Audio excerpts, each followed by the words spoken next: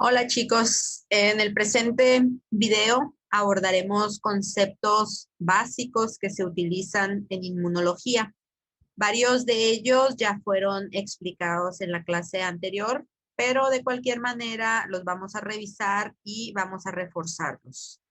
Además, en esta misma clase vamos a tocar el punto 1.3 del programa, que trata de las propiedades generales de las respuestas inmunológicas, tanto de la respuesta inmunológica de tipo innato como de tipo adaptativo o adquirido. Como ya les había mencionado, la inmunología se define como la ciencia que se encarga de estudiar todos los acontecimientos que se generan a nivel celular y molecular después de que un individuo tiene contacto con un agente infeccioso o bien con células y moléculas no infecciosas, pero sí ajenas al organismo. Quedamos que la inmunología estudia tanto a las respuestas inmunológicas fisiológicas o normales como a aquellas respuestas inmunológicas que son anormales y dañinas para el individuo, porque hay una rama de la inmunología o una parte de la inmunología que es la inmunopatología, que se encarga de estudiar dichas respuestas inmunológicas nocivas, como por ejemplo las hipersensibilidades, las enfermedades autoinmunitarias y también a las inmunodeficiencias.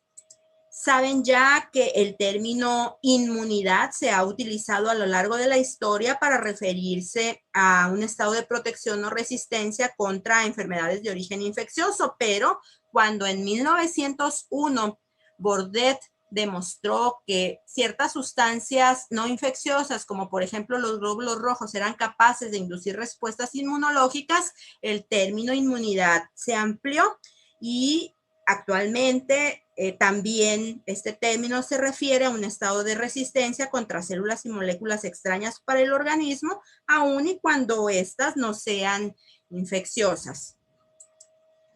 Recordemos que la palabra antígeno deriva de estos dos términos o de estas dos palabras en inglés y que su significado es generador de anticuerpos. De manera general, podemos decir que un antígeno es toda aquella sustancia que sea capaz de generar una respuesta inmunológica, aunque en el sentido estricto, esa es la definición de inmunógeno. Sin embargo, los inmunólogos utilizamos como sinónimos a ambos términos. Cuando veamos el tema de antígenos, vamos a dejar bien clara la diferencia entre estos dos términos. Sabemos ya que los antígenos pueden ser extraños al organismo y que pueden ser infecciosos, como por ejemplo virus, bacterias, hongos o parásitos. O bien pueden ser ajenos, pero no infecciosos, como por ejemplo los glóbulos rojos transfundidos o las moléculas que van en las células de tejidos u órganos que son trasplantados. Pero además, las moléculas propias de un individuo pueden en determinadas circunstancias estimular una respuesta inmunológica y entonces se comportan como autoantígenos o como antígenos propios. También quedamos que los antígenos pueden ser proteínas, pueden ser lípidos, ácidos nucleicos, carbohidratos, etcétera. Entonces, por el momento, un antígeno es toda aquella sustancia que sea capaz de inducir una respuesta inmunológica. Y cuando digo inducción de respuesta inmunológica, nos referimos tanto a la activación de linfocitos B y la producción de anticuerpos, así como a la activación de los linfocitos T y de otras células del sistema inmunológico. Cuando se producen anticuerpos, esos anticuerpos van a reaccionar de manera específica con el antígeno que indujo su producción, pero la forma en la que van a llevar a cabo el reconocimiento de los anticuerpos no es interaccionando con la molécula antigénica en su totalidad, sino que los anticuerpos van a reconocer pequeñas regiones o regiones discretas de este antígeno que se denominan epítopos o determinantes antigénicos. Un antígeno puede contener diversos o múltiples epítopos o determinantes antigénicos, y estos pueden ser diferentes o bien pueden ser iguales. En este caso tenemos un antígeno que tiene un epítopo inmunodominante repetido muchas veces. Si este antígeno se introduce, por ejemplo, in vitro en un animal de laboratorio, nosotros vamos a obtener como resultado en el suero una mezcla homogénea de anticuerpos, es decir, el mismo tipo de anticuerpo que es específico para el mismo epítope. A este tipo de respuesta inmunológica se le denomina respuesta inmunológica homogénea o bien monoclonal, debido a que una sola clona de linfocitos B es la que va a llevar el reconocimiento de ese epítopo o determinante antigénico. Si al organismo se introduce un antígeno de este tipo que tiene múltiples epítopos diferentes, entonces son varias clonas las que se van a activar, cada una de ellas específica para estos determinantes antigénicos. Entonces nosotros en el suero vamos a tener una mezcla heterogénea de anticuerpos, es decir, vamos a tener anticuerpos diferentes, anticuerpos de distintas especificidades. Todos estos anticuerpos van a ser capaces de reaccionar con el mismo antígeno, pero van a reconocer diferentes partes o diferentes regiones del mismo. A este tipo de respuesta inmunológica se le conoce como respuesta inmunológica heterogénea o policlonal. Ahora bien, los organismos superiores deben constantemente proteger su integridad frente a las agresiones que generalmente provienen del medio externo. Durante la evolución se han generado una serie de mecanismos que están diseñados para protegernos contra tales agresiones. De lo contrario, pues moriríamos a consecuencia de infecciones provocadas por virus, hongos, bacterias, parásitos, etc. Los mecanismos de defensa se van a llevar a cabo gracias a una serie de elementos que en conjunto se conocen como sistema inmunológico. Estos elementos que constituyen al sistema inmunológico se encuentran descentralizados. Esto quiere decir que no están confinados a un tejido o a un órgano, sino que se encuentran distribuidos en varias zonas del organismo. Para proteger al individuo con eficiencia contra la infección, el sistema inmunológico debe cumplir con 4 tareas principales. La primera de ellas es el reconocimiento inmunológico, es decir, es necesario detectar la presencia de la infección y para ello el sistema inmunológico debe reconocer un amplio y diverso conjunto de patógenos. La segunda tarea es contener y eliminar por completo la infección, poniendo en marcha funciones efectoras inmunológicas. Al mismo tiempo, la respuesta inmunológica debe estar altamente regulada o controlada de modo que no dañe al organismo. Otra característica muy importante del sistema inmunológico es la autotolerancia, es decir, el sistema inmunológico debe ser capaz de discriminar entre todo aquello que sea propio y lo que sea ajeno al organismo para solamente generar respuestas inmunológicas en contra de lo extraño. En algunas ocasiones, pues el sistema inmunológico, como todo sistema, es susceptible a fallas y empieza a reconocer las moléculas propias y genera respuestas inmunológicas crónicas que pueden poner en peligro la vida del individuo. Aquí es cuando se rompe la autotolerancia y se generan las enfermedades autoinmunitarias. En pocas palabras, al sistema inmunológico podemos definirlo como un conjunto de células y de moléculas que están encargadas de la defensa del organismo. Al sistema inmunológico lo componen células como por ejemplo los linfocitos, las células dendríticas, las células cebadas, los neutrófilos, los basófilos, los eosinófilos, los macrófagos, los monocitos y moléculas que producen estas células como por ejemplo los anticuerpos, las citocinas y las moléculas de complemento. Las células del sistema inmunológico, al igual que el resto de las células sanguíneas, se generan a partir de una célula troncal hematopoyética. Esta célula troncal se puede diferenciar en un progenitor mieloide o bien en un progenitor linfoide. Ambos progenitores contribuyen generando células del sistema inmunológico. ¿De qué va a depender que esta célula troncal se diferencie en un precursor mieloide o en uno linfoide? Bueno, pues eso va a depender de las necesidades del organismo y de los factores de crecimiento que estén presentes en el microambiente. El progenitor mieloide puede dar origen a los granulocitos que están constituidos por neutrófilos, eosinófilos y basófilos. Los granulocitos reciben este nombre debido a que en su citoplasma tienen una gran cantidad de gránulos. El tipo de tinción que estos gránulos adquieren determina su nombre. Cuando los gránulos se tiñen con colorantes básicos como el azul de metileno, las células se denominan basófilos. Cuando se tiñen con colorantes ácidos como la eosina, se denominan eosinófilos, y con colorantes neutros se denominan neutrófilos.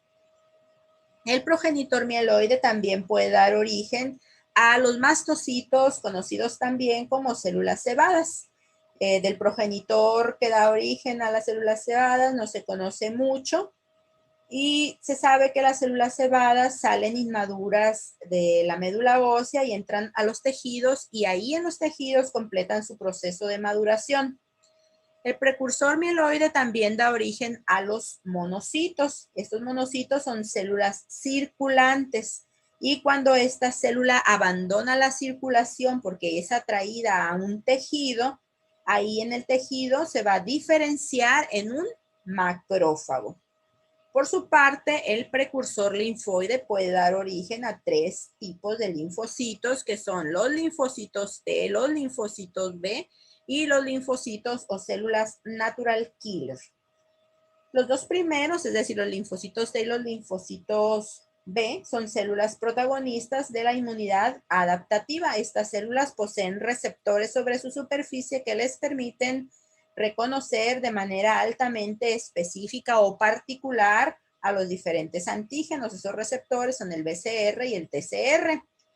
De esta manera, estas células son capaces de ofrecer un tipo de respuesta particular a cada uno de los antígenos a los que nos enfrentamos. Los linfocitos B completan su proceso de maduración en la médula ósea, mientras que los linfocitos T salen inmaduros de la médula ósea y se dirigen al timo para completar su desarrollo. Una vez que linfocitos T y linfocitos B completan su proceso de maduración, van a salir a los órganos periféricos a cumplir con su función, que es en primera instancia el reconocimiento antigénico. Una vez que los linfocitos reconocen antígeno, van a sufrir una diferenciación a células efectoras. Esa célula efectora en el caso de los linfocitos B se denomina célula plasmática, y en el caso de los linfocitos T, esa célula efectora se denomina simplemente linfocito T efector. Existen diferentes tipos de linfocitos T. Aquí solamente hay 2, pero pues hay uno más. Están los linfocitos TCD4 positivos o cooperadores y los linfocitos TCD8 positivos o citotóxicos. El tercer grupo son los linfocitos TCD25 positivos, conocidos también como linfocitos T reguladores.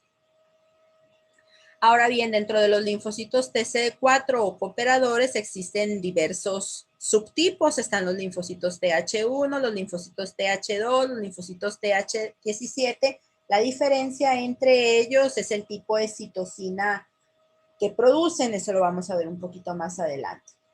Bueno, por su parte, el otro tipo de linfocitos, que son las células NK, a pesar de que son linfocitos porque derivan de un precursor linfoide, son morfológica y funcionalmente diferentes a los linfocitos T y a los linfocitos B.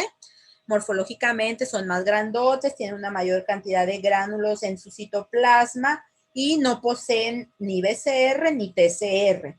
Esta clase de linfocitos tiene otro tipo de receptores, por ejemplo, uno característico es el CD16 y constituyen más bien parte importante de la inmunidad innata, donde son importantes en la eliminación de células infectadas con virus y células tumorales. Por otra parte, tanto el precursor mieloide como el precursor linfoide son capaces de generar células dendríticas. Esto lo vamos a ver en una diapositiva por separado.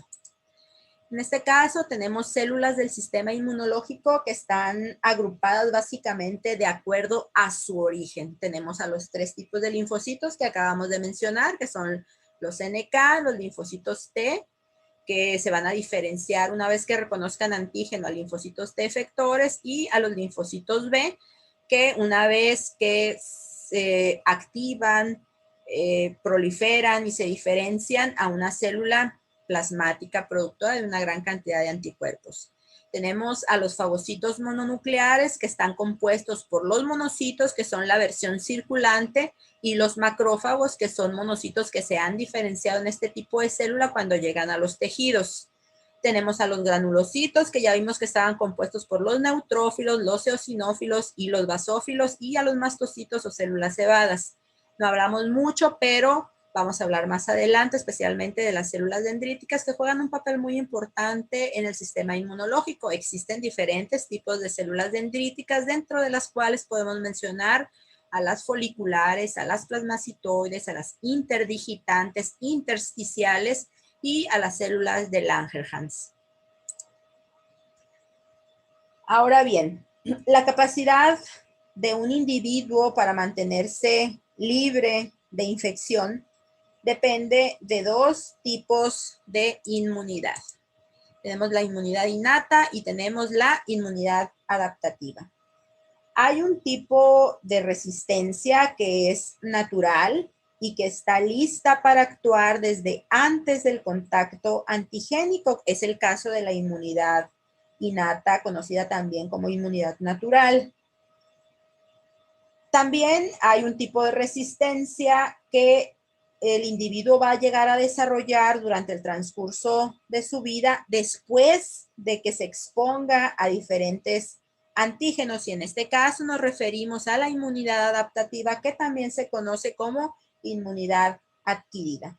En esta diapositiva se muestran las células y moléculas del sistema inmunológico, pero aquí están agrupadas de acuerdo al tipo de inmunidad en el que participan. Por un lado, en la inmunidad innata tenemos células dendríticas, tenemos mastocitos, tenemos macrófagos, monocitos, granulocitos, células NK, moléculas como el complemento y citocinas. También aquí hay participación de algunas barreras físicas, de algunas barreras químicas y microbiológicas que forman parte de la inmunidad innata.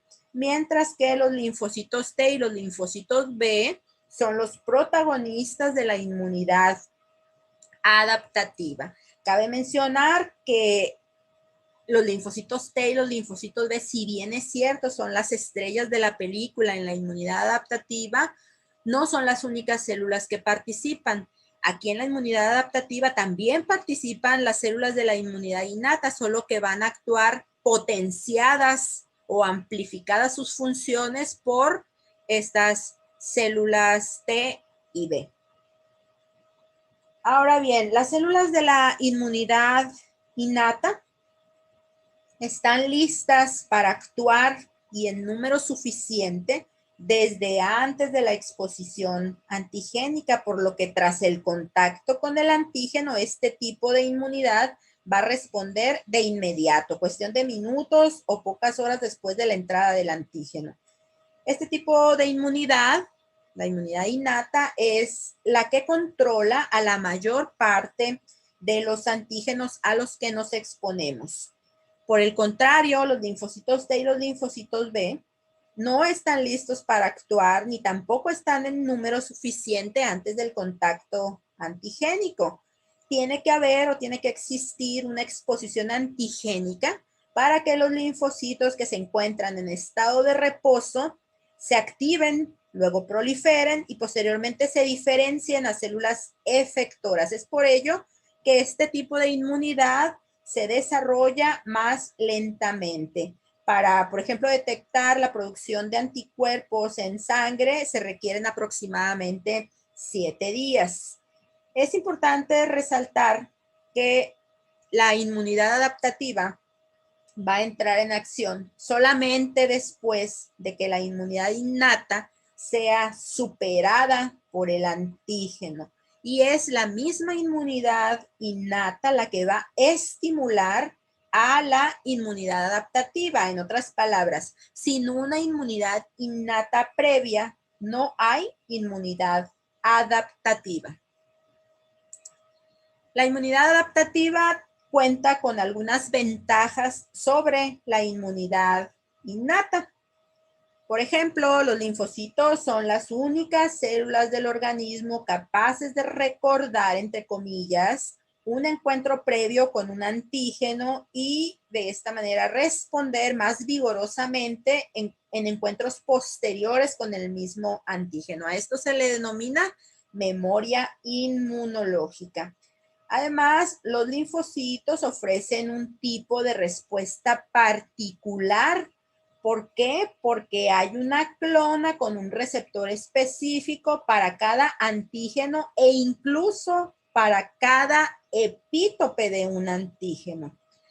Pese a estas ventajas de la inmunidad adaptativa sobre la inmunidad innata, esta última es sumamente importante en la defensa, ya que si alguno de sus componentes está alterado o está defectuoso, el individuo se va a tornar altamente susceptible a las enfermedades infecciosas.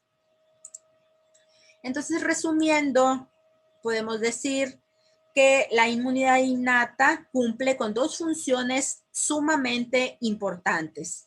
Una es que es la que controla y elimina a la mayor parte de los antígenos a los que nos exponemos. Y número dos, es la encargada de estimular a la inmunidad adaptativa cuando ella se ve sobrepasada por el antígeno. Y además, la inmunidad innata influye en la naturaleza de la inmunidad adaptativa para que cobre una eficiencia máxima en la eliminación antigénica. La inmunidad innata consta de dos líneas de defensa. A la primera línea de defensa se le denominan mecanismos innatos externos y la segunda línea de defensa está constituida por los mecanismos innatos internos. En el caso de la inmunidad adaptativa, esta constituye la tercera línea de defensa y ya sabemos que la inmunidad adaptativa está mediada por linfocitos T y por linfocitos B. Si es un linfocito B el que está participando predominantemente en la defensa, hablamos de inmunidad humoral, mientras que si es un linfocito T, hablamos de inmunidad celular. La inmunidad humoral es el principal mecanismo de defensa contra microorganismos que son de tipo extracelular, mientras que la inmunidad celular es el principal mecanismo de defensa con el que contamos en el caso de que estemos infectados con microorganismos de tipo intracelular. ¿Cuáles son las funciones de la inmunidad adaptativa? Bueno, yo les decía hace un momento que si bien es cierto, las células más importantes que median este tipo de inmunidad son linfocitos T y B, no son las únicas células que participan. También participan mecanismos, células y moléculas de la inmunidad innata, solamente que estos mecanismos se encuentran amplificados o se encuentran potenciados por los productos de los linfocitos como citocinas y anticuerpos. Además, los linfocitos T de tipo CD8 positivos son capaces de llevar a cabo la eliminación antigénica directa de células infectadas con microorganismos. El reconocimiento antigénico se lleva a cabo gracias a receptores que se encuentran sobre la superficie de las células del sistema inmunológico. En el caso de la inmunidad innata, sabemos que las células de este tipo de inmunidad poseen múltiples receptores diferentes sobre su superficie que les permiten reconocer muchas moléculas antigénicas distintas.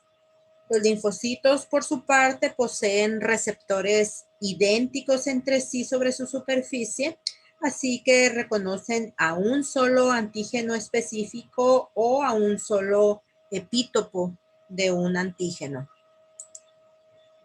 La distribución de receptores en la inmunidad innata se dice que es no clonal porque todas las células de una misma estirpe, por ejemplo, todos los macrófagos van a ser idénticos en cuanto a los receptores que poseen sobre su superficie, a diferencia de lo que sucede en la inmunidad adaptativa y los linfocitos, donde estos se agrupan en clonas.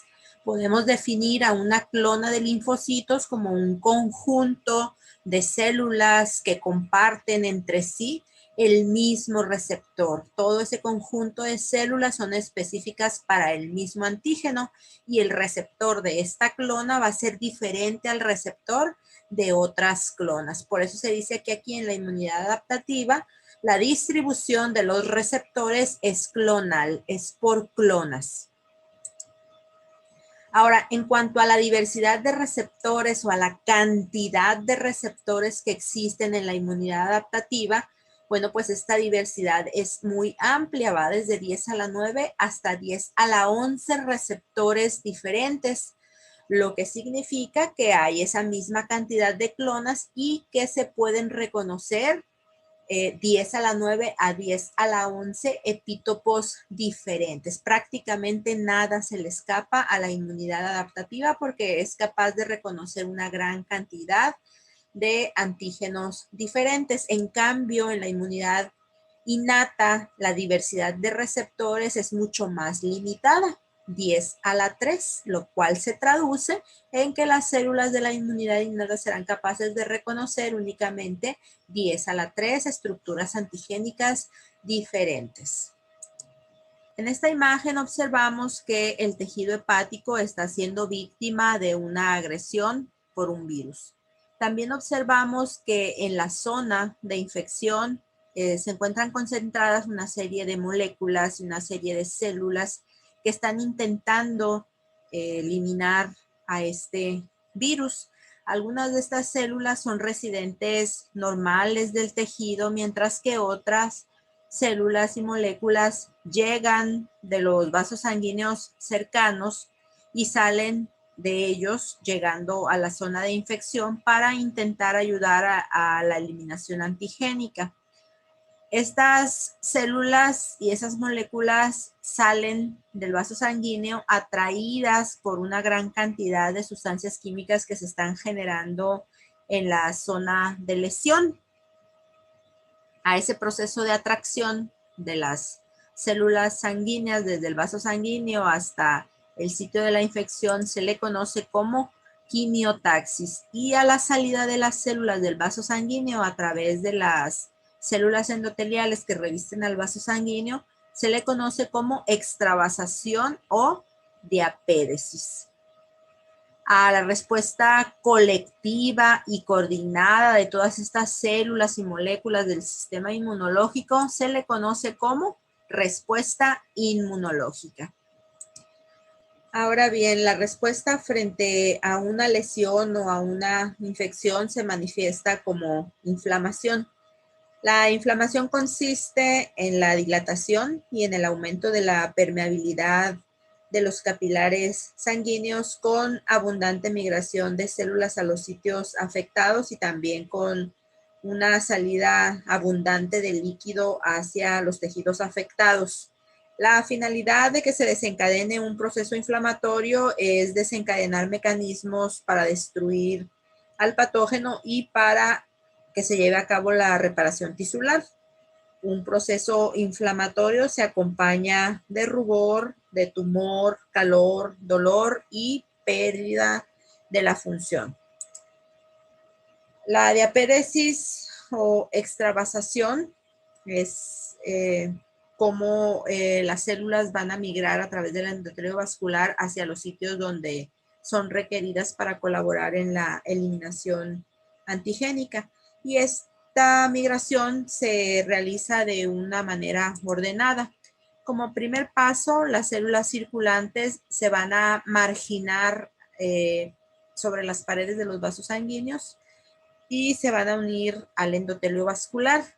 Esa primera unión de las células al endotelio vascular es débil, entonces el mismo flujo sanguíneo hace que las células se despeguen, se vuelvan a unir, se vuelvan a despegar, y esto ocasiona un rodamiento de las células por el endotelio. Posteriormente, esa adhesión se va a fortalecer y por último, las células, a través de la unión que existe entre dos células endoteliales, van a extravasarse y van a llegar hasta los sitios afectados. Entonces, recapitulemos. Después de la entrada del antígeno al organismo, varios leucocitos van a llegar procedentes de los vasos sanguíneos cercanos al sitio afectado. Esto va a ser porque son atraídos por un gradiente de concentración química que es producido por las células residentes normales del tejido y por la vasodilatación y el aumento en la permeabilidad vascular. Van a llegar principalmente neutrófilos y van a llegar monocitos, que aquí en el tejido se van a diferenciar a macrófagos.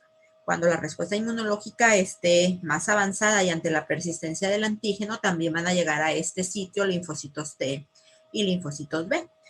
Y bueno, pues una vez en el sitio de la infección, estas células que llegaron procedentes de la circulación van a llevar a cabo su función para contribuir en la eliminación del antígeno.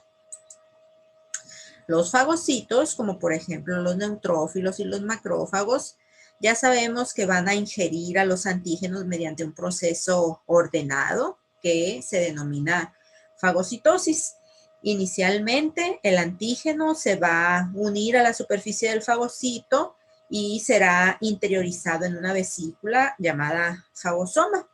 Luego se va a formar el fagolisosoma y el antígeno va a ser degradado por las enzimas lisosomales que se llaman catepsinas. Algunos fragmentos que se generaron se van a unir a las moléculas del MHC para ser presentados en la superficie del fagocito y el resto de los fragmentos van a ser exocitados para su eliminación. En esta imagen podemos observar a un fagocito y en su superficie podemos observar diferentes receptores que son a los que se van a unir las estructuras del antígeno que va a ser introducido. Después de esa interacción se va a estimular el proceso de la fagocitosis y después de esa interacción también se van a llevar señales al núcleo para que estos fagocitos empiecen a sintetizar y empiecen a secretar ciertas sustancias químicas como por ejemplo citocinas y quimiosinas. Quimiosinas como la interleucina 8, que es una sustancia quimioatrayente, es decir, que atrae hacia la zona afectada neutrófilos, y citocinas como la interleucina 1, el TNF-alfa, que van a promover una respuesta inflamatoria. Una vez que el antígeno ha sido interiorizado, pues ya sabemos que esa partícula interiorizada va a ser destruida por acción de las catepsinas y también pueden producirse otras sustancias microbicidas que veremos más adelante. Sabemos que existe un proceso de fagocitosis potenciada, de fagocitosis facilitada o de fagocitosis amplificada, que se conoce como opsonización. Y sabemos que la opsonización consiste en el recubrimiento del antígeno por unas sustancias que se conocen como opsoninas. Las opsoninas pueden ser los anticuerpos o pueden ser algunos fragmentos de complemento como el C3b. Resulta que en la superficie de los fagocitos, además de aquellos receptores que les mostré en la diapositiva anterior, también hay receptores para la porción Fc de los anticuerpos que están recubriendo a este antígeno o receptores para el C3b de complemento que también se encuentran recubriendo al antígeno.